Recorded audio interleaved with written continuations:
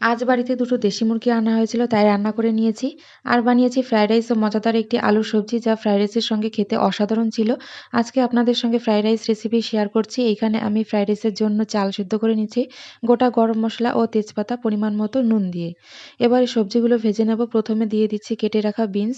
1 থেকে 2 মিনিট ভেজে দিয়ে দেবো গাজর কুচি ও ক্যাপসিকাম। একটু ভেজে নিয়ে দিয়ে দেবো পরিমাণ মতো নুন, কাজু কিশমিশ ও ঘি। সবজি ভালোমতো ভাজা হয়ে গেছে। এবারে রাইস ঢেলে দিয়ে পরিমাণ মতো মিষ্টি ছড়িয়ে দিয়ে ভালোমতো মিক্স করে নেব।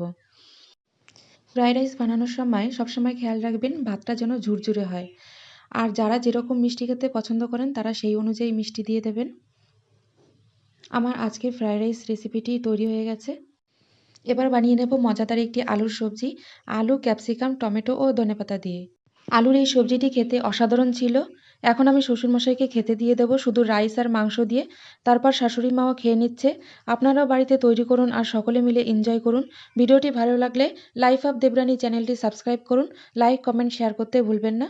নমস্কার।